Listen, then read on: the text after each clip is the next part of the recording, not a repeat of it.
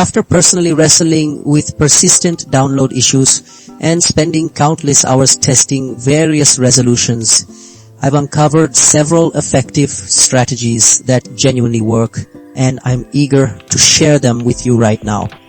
Many times, downloads get stuck because your system holds onto old or corrupted temporary files.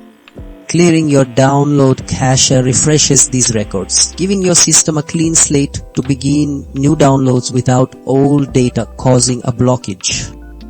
Another common reason for downloads freezing is an unstable internet connection. By checking your network, resetting your router, or even adjusting your DNS settings, you ensure a clear, consistent data flow, preventing those frustrating interruptions.